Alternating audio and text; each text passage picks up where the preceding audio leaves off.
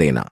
दोस्तों, जब रावण ने माता सीता का अपहरण किया था, तब महल में वापस आते ही रावण की पत्नी मंदोदरी ने रावण से कहा कि सीता एक पतिव्रता स्त्री है, आपको इस तरह किसी दूसरे की पत्नी को अपहरण करके नहीं लाना चाहिए था। जिस पर रावण ने स्त्री की 8 बुराइयों का वर्णन किया था, और जो पहली बुराई रावण के द्वारा बताई गई थी वह यह थी कि स्त्रियां साहसी होती हैं, लेकिन साहस का इस्तेमाल स्त्रियां एक अवगुण की तरह करती हैं। कहने का मतलब यह है कि कभी कभी वह साहसी होने के चक्कर में ऐसा कार्य कर जाती है जिससे उनके घर और परिवार को पछताना पड़ता है। साहस अगर दुस्साहस में बदल जाए तो फायदे की जगह इसका नुकसान भी उठाना पड़ता है।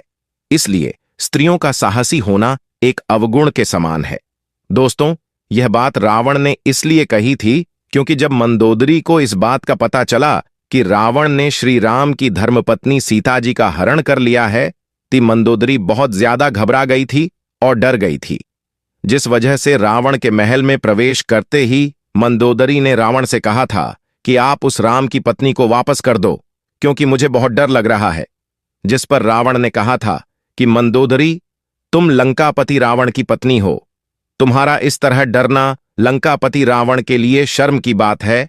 और मंदोदरी की इस बात से रावण ने औरतों के अंदर के साहस को एक अवगुण की तरह बताया था। दोस्तों, दूसरा अवगुण रावण ने यह बताया था कि स्त्रियों के अंदर एक अजीब सा डर हमेशा बना रहता है। वैसे तो स्त्रियां निडर और साहसी होती हैं, लेकिन उनमें एक डर की भावना भी होती है और स्त्रियां अपने इस भय से बचने के लिए किसी भी हद तक जा सकती हैं। दोस्तों, रावण के अनुसार स्त्रियां बहुत ही कोमल स्वभाव की होती हैं, जिस वजह से वह कभी कभी बिना वजह ही छोटी छोटी बातों पर डर जाती है और अपने इस डर से बचने के लिए वह किसी भी हद तक जा सकती है। स्त्रियां इस भय से बचने के लिए कभी कभी वह काम करने को तैयार हो जाती हैं जो काम उन्हें कभी जीवन में नहीं करना चाहिए, और इस भय से बचने के लिए स्त्रियां कभी कभी ऐसी मुसीबत में फंस जाती हैं जहां से निकलना बहुत मुश्किल होता है और बाद में उन्हें इस गलती का पछतावा भी होता है। और इन सब की वजह से इन स्त्रियों के साथ साथ इनके सगे संबंधियों को भी इस गलती का हर्जाना भुगतना पड़ता है। दोस्तों, तीसरा अवगुण रावण ने यह बताया था कि स्त्रियां झूठ बहुत बोलती हैं। रावण के मुताबिक स्त्रियां झूठ बोले बिना बिल्कुल भी नहीं रह पाती हैं। यहां तक कि झूठ को छुपाने के लिए 100 झूठ भी बोलने पड़े तो भी स्त्रियां तैयार रहती हैं। इस बात में उन्हें कोई संकोच नहीं होता कि वह किसके सामने और किस तरह का झूठ बोल रही है। दोस्तों, इस बात को आप सबने अपनी लाइफ में भी नोटिस किया होगा कि स्त्रियां या लड़कियां बिना मतलब के ही इन झूठ बोलती हैं। दोस्तों, इस झूठ की वजह से कभी कभी लोगों के रिश्ते और जिंदगी दोनों बर्बाद हो जाती है।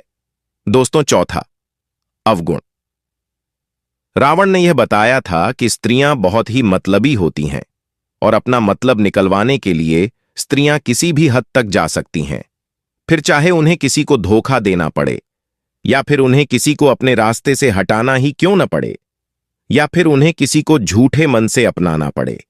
स्त्रियां अपने लालच के चलते कुछ भी कर सकती हैं।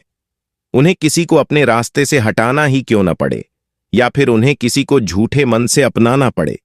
स्त्रियां अपने लालच के चलते कुछ भी कर सकती हैं, किसी भी लालच में फंस सकती हैं और अपने मतलब के लिए किसी को भी फंसा सकती है।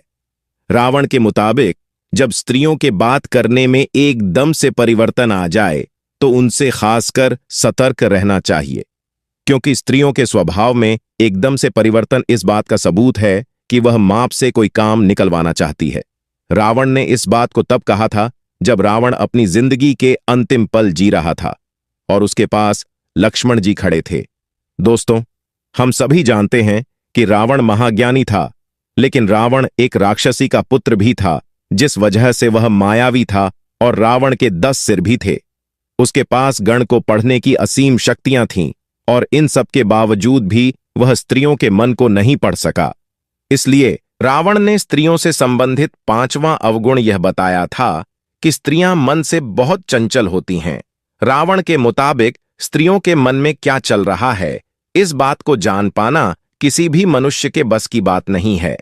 स्त्रियों के मन में जो चल रहा होता है उसे कभी वह बताती भी नहीं है, और जब उनसे पूछा जाता है तो वह उस बात को इस तरह से घुमा देती है कि उसे समझ पाना बहुत मुश्किल हो जाता है। रावण के मुताबिक स्त्रियों के स्वभाव में माया की झलक होती है।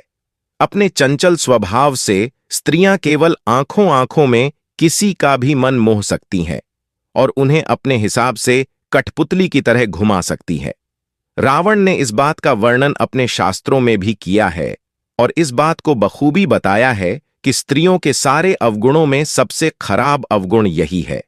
दोस्तों, स्त्री की चंचलता से हर मनुष्य को बचना चाहिए, क्योंकि इस चंचलता के चक्कर में कई महाबली पुरुषों ने अपनी जिंदगी बर्बाद कर दी।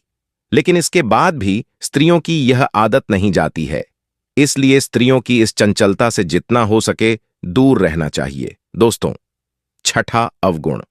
रावण ने यह बताया था कि स्त्रियों के पेट में कोई भी बात नहीं पच सकती है। अगर आप पुरुष हैं तो इस बात को बखूबी समझते होंगे और स्त्रियां इस बात को अच्छे से जानती होंगी कि वह किसी भी बात को अपने पेट में नहीं बचा सकती हैं। रावण ने यह बात अपने प्राण त्यागने से पहले बताई थी कि स्त्रियां कभी भी किसी की बात को अपने तक ही सीमित नहीं रख सकती हैं।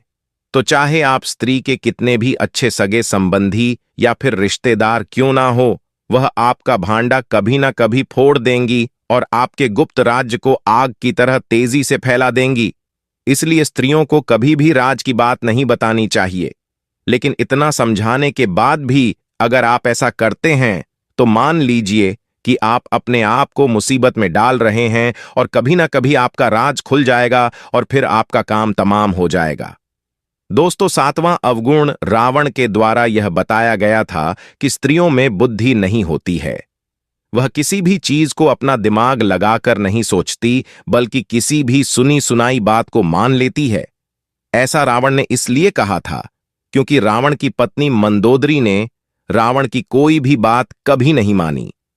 वह रावण की हर बात के खिलाफ थी और यही कारण है कि स्त्रियां किसी भी स्त्री या पुरुष के बहकाने में बहुत आसानी से आ जाती है और बिना कुछ सुने या देखे किसी भी चीज पर विश्वास कर लेती है और फिर कुछ ऐसा काम कर डालती है जिसकी वजह से ही वह परेशानी में आ जाती है और साथ साथ उनके परिवार वाले भी दिक्कत और परेशानी में आ जाते हैं और फिर इन सब के चलते वह अपने घर का विनाश कर लेती है और फिर बाद में उस चीज का पछतावा करती है। रावण का कहना था कि इसी अवगुण की वजह से स्त्रियां किसी भी फैसले को लेने में बहुत अच्छा महसूस करती हैं। इसीलिए रावण ने कहा था कि स्त्रियां विवेकशील नहीं होतीं। दोस्तों, अब बात करते हैं स्त्रियों के आठवें और आखिरी अवगुण की। रावण के मुताबिक स्त्रियों में शौच जैसे गुण होते हैं, यानी कि स्त्रियां अशुद्ध होती हैं। जी हो दोस्तों, स्त्रियां कितनी भी अपने आप को सोने, चांदी, हीरे के आभूषणों से सजा लें, लेकिन इन सब के बावजूद भी स्त्रियां अशुद्ध होती हैं। रावण के मुताबिक महिलाएं साफ सफाई का काफी कम ध्यान रखती हैं, जिसकी वजह से रावण ने यह बात कही थी। दोस्तों, वैसे तो स्त्रियों में कई अच्छाइयां भी होती हैं, लेकिन यह कुछ 8 अवगुण है